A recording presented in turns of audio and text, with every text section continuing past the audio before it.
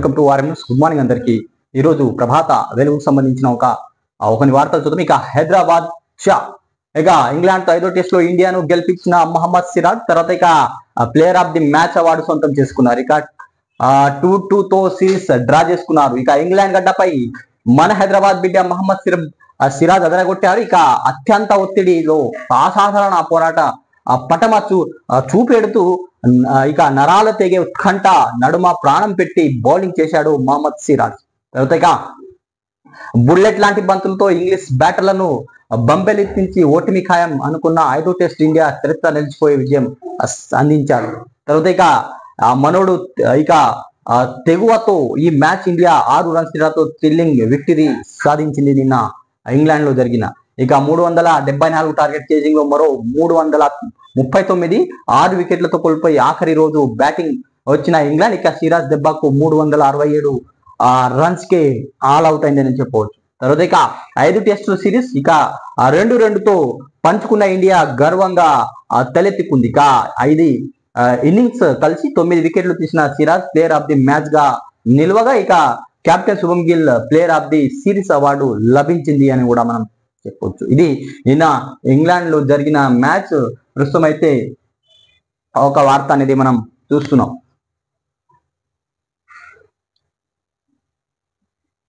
తర్వాత సోమవారం సాయంత్రం కురిసిన కుండపోత వర్షానికి జలమయమైన అమీర్పేట ప్రధాన రహదారి అన్నట్టు ఒక వార్త చూస్తున్నాం. దంచి కొట్టింది. హైదరాబాద్ లో 3 గంటల పాటు కుండపోత వర్షం. కుత్బుల్లాపూర్ లో అత్యధికంగా 15.15 సెంటీమీటర్లు కురిసింది. ఈ సీజన్ లో ఇదే అత్యధికం వర్షపాతం. చెరువులు తలపించిన రహదారులు అన్నట్టు ఒక వార్త. నడుం లోతు నీళ్లలో ముందుకు కదలని వాహనాలు. తర్వాత కిలోమీటర్ల మేర ట్రాఫిక్ జామ్. తీవ్ర ఇబ్బందులు పడ్డ వాహనదారులు. తర్వాత పలు చోట్ల పిడుగులు, విరిగి పడిన చెట్టు, నగరంలో జనజీవన అతలకుతలం అన్నట్టు ఒక వార్త చూస్తున్నాం. హైదరాబాద్ లో కుండపోత వర్షం కురిసింది. సోమవారం మధ్యాహ్నం 3 గంటల 30 నిమిషాలకు దాదాపు 3 గంటల పాటు తెరపగలేకుండా వర్షం కురిసింది. లోతట్టు ప్రాంతాలన్నీ జలమయమయ్యాయి. దీంతో పలు చోట్ల రహదారులు, చెరువులు తలపించాయి. తర్వాత మొదటి అరగంటలోని జూబ్లీహిల్స్ లోని 7 నుంచి 4 సెంటీమీటర్లు, మేదిపట్నంలో 5.3, శ్రీనగర్ కాలనీలో 5, బంజారాహిల్స్ లో 4.6 సెంటీమీటర్ల వర్షం నమోదైంది అని కూడా మనం చెప్పవచ్చు. తర్వాత శిబు సోరెన్ కన్నుమూత అన్నట్టు ఒక వార్త చూస్తాం. అనారోగ్యం, వయోభారంతో తుది శ్వాస విడిచారు శిబు సోరెన్. 3 సార్లు జార్ఖండ్ కు సీఎం గా పనిచేశారు. తర్వాత ఆ రాష్ట్ర ఏర్పాటులో కీలక పాత్ర కూడా జార్ఖండ్ ముక్తి మోర్చా పార్టీ అనేది కీలక పాత్ర పోషించింది కూడా మనం చెప్పవచ్చు. తర్వాత ప్రస్తుతం అయితే కొడుకు సీఎం గా పనిచేస్తున్నారు జార్ఖండ్ రాష్ట్రానికి. తర్వాత ధుమ్కామన్ నుంచి 8 సార్లు ఎంపీగా ఆయన విజయం సాధించారు. తర్వాత కేంద్ర మంత్రిగా, రాజ్యసభ సభ్యుడిగా సేవలు అందించారు. సంతాపం ప్రకటించిన రాష్ట్రపతి ప్రధాని నరేంద్ర మోదీ అన్నట్టు ఒక వార్త చూస్తున్నాం. జార్ఖండ్ సీఎం కేంద్ర మాజీ మంత్రి శిబు సోరెన్ 81 సంవత్సరాలు సోమవారం కన్నుమూశారు. మూత్రపిండాల సమస్యలతో బాధపడుతూ ఢిల్లీలో సర్ గంగారం హాస్పిటల్లో ఆయన తుది శ్వాస విడిచారు. ఈ విషయాన్ని ఆయన కొడుకు జార్ఖండ్ సీఎం హేమంత్ సోరెన్ ఎక్స్ వేదికగా ప్రకటించారు. మన ప్రియ నేత ది సోమ్ గురూజీ మన్ని విడిచి వెళ్ళిపోయారు. నాకు స్వరం కోల్పోయినట్టు ఉంది అని హేమంత్ సోరెన్ భావోద్వేగానికి గురయ్యారు. తర్వాత జార్ఖండ్ నుంచి శిబు సోరెన్ రాజ్యసభ ప్రాతినిధ్యం వహిస్తున్నారు. జార్ఖండ్ ప్రతి ఒక్క రాష్ట్ర ఏర్పాటు ఉద్యమంలో శిబు సోరెన్ కీలక పాత్ర కూడా ఉందని కూడా మనం చెప్పవచ్చు. తర్వాత తెలంగాణ ఉద్యమానికి అండంగా ఆయన అప్పుడు మలిదశ ఉద్యమంలో ఆయన చాలా సపోర్ట్ కూడా చేశారు తెలంగాణ రాష్ట్రం ఏర్పాటు చేయడానికి. తర్వాత 2001లో హైదరాబాద్ లో మీటింగ్ కు వచ్చారు. తర్వాత 2006లో భద్రాచలం మీటింగ్ కూడా శిబు సోరెన్ హాజరయ్యారు అని కూడా మనం చెప్పవచ్చు. తర్వాత బీజేపీలోకి బీఆర్ఎస్ మాజీ ఎమ్మెల్యేలు ఇప్పటికే బిఎల్ సంతోష్ ను కలిసిన పలువురు లీడర్లు. తర్వాత తాజాగా బీఆర్ఎస్ గువ్వల బాలరాజు రాజీనామా చేశారు. తర్వాత ఈ నెల 9వ తారీఖు నాడు బీజేపీలో చేరబోతున్నారు. 10 నుంచి 12 మంది ఒకేసారి చేరుతారనే ప్రచారం కూడా జరుగుతుంది.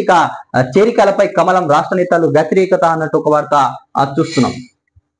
తర్వాత అది కాంగ్రెస్ కమిషన్. ఇక కాళేశ్వరం ప్రాజెక్ట్ పనికి రాదన్న వాడు అజ్ఞాని అన్న కేసీఆర్. ఇక ఎర్రవెల్లి ఫామ్ హౌస్ లో కేటీఆర్, హరీష్ రావు, జగదీష్ రావుతో భేటీ అయ్యారు కేసీఆర్. ఇక పార్టీకి చెందిన కొందరిని అరెస్ట్ చేయవచ్చు, ఇక భయపడవద్దు అన్నట్టు కేసీఆర్ వ్యాఖ్యానించారు. తర్వాత ఇక ప్రాజెక్టుతో నష్టం జరగలేదని ప్రజలకు చెప్పాలని సూచించారు. తర్వాత ఇక కవిత ఎపిసోడ్ పై మౌనంగా ఉండాలని ఆదేశించారు. ఇక కాళేశ్వరంపై నేడు మరోసారి తెలంగాణ భవన్ లో హరీష్ రావు ప్రజెంటేషన్ ఇవ్వబోతున్నారు. ఆన్లైన్ ద్వారా ప్రతి నియోజకవర్గంలో ప్రసారం చేయనున్నారు అన్నట్టు ఒక వార్త చూస్తున్నాం.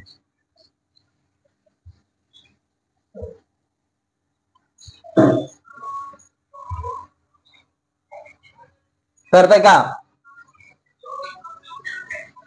అసెంబ్లీలోకి కాళేశ్వరం రిపోర్ట్ అన్నట్టు ఒక వార్త చూస్తున్నాం. ఇక కమిషన్ సిఫార్సు మేరకు బాధ్యతలపై చర్యలు. ఇక ఉభయ సభలో చర్చించకే భవిష్యత్తు కార్యాచరణ చేపట్టనున్నట్టు కేబినెట్ నిర్ణయం తీసుకున్నట్టు ఒక వార్త చూస్తున్నాం. ఇక కేబినెట్ మీటింగ్ అనంతరం మీడియాతో మాట్లాడుతున్న సీఎం రేవంత్ రెడ్డి, పక్కన డిప్యూటీ సీఎం బట్టి విక్రమార్క, మంత్రులు అన్నట్టు ఒక వార్త చూస్తున్నాం. ఇక ఇది స్వతంత్ర కమిషన్ రిపోర్ట్. కాళేశ్వరం కమిషన్ పై బీఆర్ఎస్ చేస్తున్న విమర్శలు వీడియో ప్రసరించగా వాళ్ళు అలా అనడం సహజమే. ఇక వారి తప్పులను ప్రశ్నించే ఇలా మాట్లాడడం వారికి అలవాటే అని సీఎం రేవంత్ రెడ్డి బదులిచ్చారు. ఇక ఇది రాజకీయ పార్టీ నివేదిక కాదు, రాష్ట్ర ప్రభుత్వం ఇచ్చిన నివేదిక కూడా. ఇక సుప్రీంకోర్టు జడ్జిగా లోక్పాల్ చైర్పర్సన్ గా పనిచేసిన జస్టిస్ పినాకి చంద్రబోస్ నేతృత్వంలో స్వతంత్ర న్యాయ విచారణ కమిషన్ ఇచ్చిన రిపోర్టు ఇది. ఆయన స్పష్టం చేశారు, 16 నెలల పాటు అందరికీ అవకాశం ఇచ్చి ఇక అందరి వాదనలు విన్న తర్వాత కమిషన్ నివేదిక అందజేసిందని పేర్కొన్నారు. కమిషన్ నివేదికపై ఎవరు ఏ రకంగా స్పందిస్తారు, ఎలా విశ్లేషిస్తారనేది వారికి విజ్ఞాతమే వదిలేస్తుందన్న ఆయన మాట్లాడడం జరిగింది. తర్వాత ఇక వాదన వినిపించుకోవడానికి ప్రతిపక్ష నేతలకు అవకాశం ఇస్తామన్న సీఎం రేవంత్ రెడ్డి. తర్వాత నాటి ప్రభుత్వ పెద్దలు, ఐఏఎస్, ఇంజనీర్లు, ఏజెన్సీలు పాత్రలు కమిషన్ నిగ్గు తేల్చింది. ఇక అంచనాలు మార్చి అవినీతికి పాల్పడినట్టు బయటపెట్టింది. ఇక రాజకీయ కక్ష సాధింపు కోసం సర్కారు నిర్ణయం తీసుకోలేదు అని వ్యాఖ్యానించారు. తర్వాత ఇక చట్ట పరిధిలో ఒక పద్ధతి ప్రకారం ముందుకెళ్తామని వెల్లడించారు సీఎం రేవంత్ రెడ్డి. తర్వాత ఇక కాళేశ్వరం పై జస్టిస్ ఘోష్ కమిషన్ ఇచ్చిన 665 పేజీల నివేదిక కేబినెట్ లో ఆమోదంతో కూడా తెలిపిందని మనం చెప్పవచ్చు. తర్వాత ఇక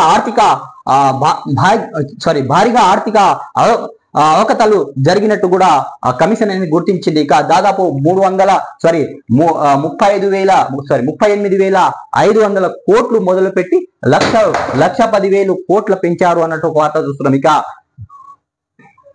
ఇక కేసీఆర్ సహా 22 మందిపై చర్యలు నివేదికలో ఘోష్ కమిషన్ సిఫార్సు చేసిందని కూడా రిపోర్ట్ లో పేర్కొనడం జరిగింది. తర్వాత ఇక కాళేశ్వరం రిపోర్ట్ పై మీడియాకు పవర్ పాయింట్ ప్రజెంటేషన్ ఇచ్చిన ఉత్తమ్ కుమార్ రెడ్డి అని కూడా మనం చెప్పవచ్చు. తర్వాత ఇక 9 హట్టు నుంచి మేడిగడ్డ మార్చడంతో 6,000 కోట్లు నీళ్లలో పోసినట్లు అయిందని అన్నారు. తర్వాత ఇక కాళేశ్వరం కార్పొరేషన్ పేరుతో తీసుకున్న 87,449.15 కోట్ల రుణాలు రాష్ట్రంపై ముదిబండ అన్నట్టు వ్యాఖ్యానించారు. తర్వాత ప్రాణహిత చెవేళ్ల వద్ద 75% డిపెండబిలిటీతో 205 టీఎంసీలు అందుబాటులో ఉన్నాయని చెప్పిన నాటి సర్కారు పట్టించుకోలే అని కూడా ప్రజెంటేషన్ లో చెప్పడం జరిగింది. తర్వాత ఇక మేడిగడ్డకు బదులు వేమనమల్లి వద్ద బ్యారీ తర్వాత కట్టాలంటూ ఎక్స్పర్ట్స్ ఇచ్చిన రిపోర్టును దాచిపెట్టారు అన్నట్టు వ్యాఖ్యానించారు. తర్వాత నిపుణులు కమిటీ రిపోర్టును పరిగణలోకి తీసుకొని ఉంటే మేడిగడ్డ నిర్మాణం జరిగేదే కాదు అని వ్యాఖ్యానించారు. తర్వాత ఇక నివేదిక స్పష్టం చేసిన జస్టిస్ ఘోష్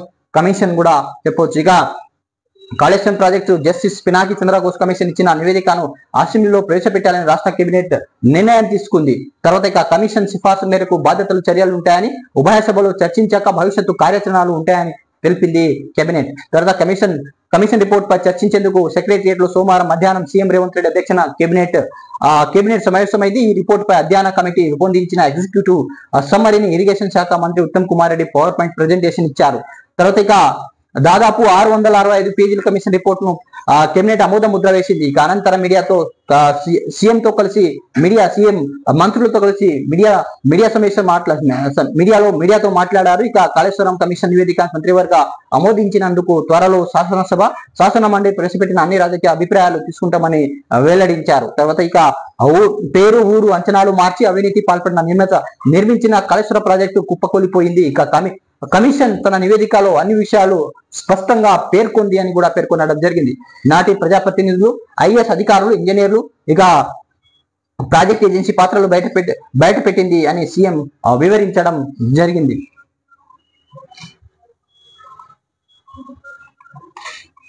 ఇది ప్రభాత వెలుగుకు సంబంధించిన కొన్ని వార్తల విశేషాలను మనం ఈరోజు చూసాం. సో ప్లీజ్ సబ్స్క్రైబ్ చేయండి, లైక్ చేయండి, కామెంట్ చేయండి, షేర్ చేయండి. ఏదైనా సలహాలు ఇవ్వాలనుకుంటే సలహాలు మీరు కామెంట్ రూపంలో తెలియజేయండి.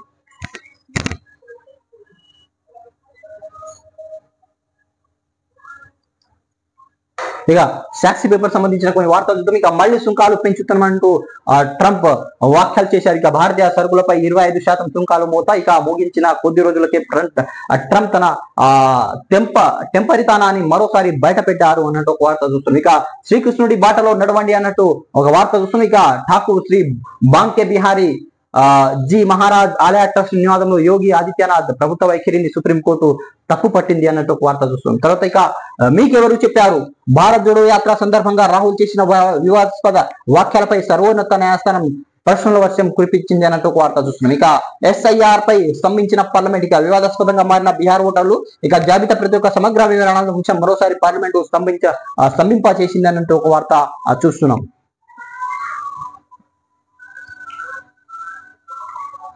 తర్వాత ఇక పీసీ కమిషన్ నివేదికపై మీడియాతో మాట్లాడుతున్న సీఎం రేవంత్ రెడ్డి పక్కన ఇక డిప్యూటీ సీఎం బట్టి విక్రమార్క, మంత్రులు దామోదర్ రాజనరసింహ, తర్వాత ఇక పొంగులేటి శ్రీనివాసరెడ్డి, ఉత్తమ్ కుమార్ రెడ్డి, ఇక తుమ్మల నాగేశ్వరరావు, జూపల్లి కృష్ణారావు, ఇక దుద్దిల శ్రీధర్ బాబు, అట్లూరి లక్ష్మణ్, వాకటి శ్రీహరి సీతక్క అన్నట్టు ఒక వార్త చూస్తున్నాం. ఇక అసెంబ్లీలో పెట్టాం. ఇక కాళేశ్వరంపై చర్చించాక చర్యలు ముఖ్యమంత్రి రేవంత్ రెడ్డి వెల్లడి. ఇక జస్టిస్ పీసీ ఘోష్ కమిషన్ నివేదికను కేబినెట్ ఆమోదించింది. తర్వాత ఇక ఊరు పేరు అంచనాలు మార్చి నిర్మించిన కాళేశ్వరం ప్రాజెక్టు 3 ఏళ్లకి కూలింది. ఇది పూర్తి స్వతంత్ర కమిషన్ అందరికీ అభిప్రాయాలు తీసుకొని నివేదిక ఇచ్చింది. ఇక కమిషన్ నివేదికపై అసెంబ్లీలో చర్చించకే ముందుకెళ్తామని సీఎం రేవంత్ రెడ్డి స్పష్టం చేశారు. తర్వాత ఇక అసెంబ్లీలో అందరూ స్వేచ్ఛగా తమ అభిప్రాయాలు చెప్పొచ్చు అని వ్యాఖ్యానించారు. ఇక ఇందులో ఎలాంటి రాజకీయ కక్ష సాధింపులు చర్యలు ఉండవని వ్యాఖ్యానించారు. తర్వాత మంత్రివర్గ సమావేశం తర్వాత మీడియా సమావేశంలో ముఖ్యమంత్రి మాట్లాడారు అన్నట్టు ఒక వార్త చూస్తున్నాం. తర్వాత ఇక బీసీలకు 42% రిజర్వేషన్లు యువకుంటే రణరంగమే అన్న ఎమ్మెల్సీ కవిత. ఇక స్థానిక సంస్థల ఎన్నికల్లో బీజేపీలకు 42% రిజర్వేషన్లు కల్పించకపోతే రణరంగం సృష్టిస్తామని ఎమ్మెల్సీ కవిత హెచ్చరించారు. ఇక రిజర్వేషన్లు సాధనకు సోమవారం ఆమె 72 గంటల పాటు దీక్షకు దిగారు అన్నట్టు ఒక వార్త చూస్తున్నాం.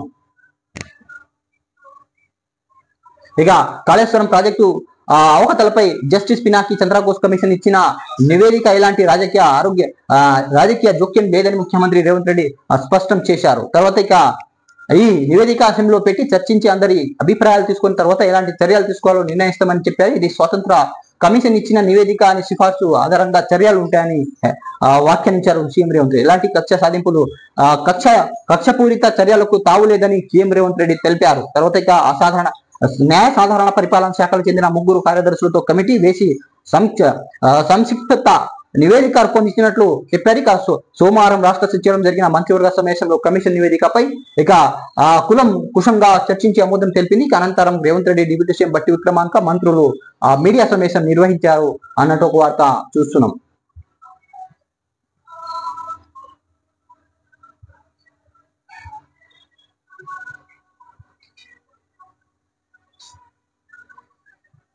తర్వాత నడి రోడ్డుపై నరకం అన్నట్టు ఒక వార్త చూస్తున్నాం. ఇక హైదరాబాద్ లో కుండపోత 3 గంటల పాటు కురిసిన వాన. ఇక లోతట్టు ప్రాంతాలు రోడ్లని జలమయమయ్యాయి. ఇక స్తంభించిన జన జీవనం, ట్రాఫిక్ చక్రబంధం. తర్వాత ఇక వాహన చదువుకులకు నరకం. ఇక కుత్బుల్లాపూర్ లో 15%, తర్వాత బంజారాహిల్స్ లో 15 సెంటీమీటర్లు, తర్వాత బంజారాహిల్స్ లో 12 సెంటీమీటర్లు. ఇక కుత్బుల్లాపూర్ లో 15 సెంటీమీటర్ల వర్షం కురిసింది నిన్న. ఇక రాజధాని కుండపోత వర్షం విజిస్సం సృష్టించింది. ఇక జనజీవనం అతలకుతమైంది. సోమవారం మధ్యాహ్నం నుంచి సాయంత్రం వరకు ఏకదాటిగా 3 గంటల పాటు కురిసిన భారీ వర్షానికి రోడ్లని, చెరువులను తలపించగా లోతట్టు ప్రాంతాలు జలమయమయ్యాయి. ఇక మరోవైపు రోడ్లపై చెట్లు విరిగి పడడంతో అక్కడ వాహనాలు నిలిచి పోవడం జరిగింది. తర్వాత ట్రాఫిక్ ఇబ్బందులతో జనజీవనం స్తంభించిపోయింది. ఇక విద్యా సంస్థలు వదిలే వేళ ఉద్యోగులకు ఇంటి బాట పట్టే సమయంలో కావడంతో విద్యార్థులు, ఉద్యోగులు ఎక్కడక్కడ చిక్కుపోయారు. తర్వాత కిలోమీటర్ల మేర వాహనాలు నిలిచిపోయారు. ఇక ముందుకు సాగేందుకు గంటల కొద్ది సమయం పట్టింది. అనేక ప్రాంతాలు భారీ ఎత్తున వర్షాలు నీరు నిలిచిపోవడంతో వాహనదారులు నీటి మునిగాయి అన్నట్టు ఒక వార్త చూస్తున్నాం. తర్వాత దిగంతాలకు దీశోం గురు అన్నట్టు ఒక వార్త చూస్తున్నాం. ఇక జార్ఖండ్ రాష్ట్ర పితామహుడు, జార్ఖండ్ ముక్తి మోర్చా వ్యవస్థాపకుడు మాజీ సీఎం శిబు సోరెన్ అనారోగ్యంతో కన్నుమూశారు నిన్న. ఇక సోరెన్ అనారోగ్యంతో కన్నుమూశారు. ఆయన 3 సార్లు జార్ఖండ్ సీఎం గా పనిచేశారు. తర్వాత కేంద్ర మంత్రిగా బాధ్యతలు నిర్వహించారు.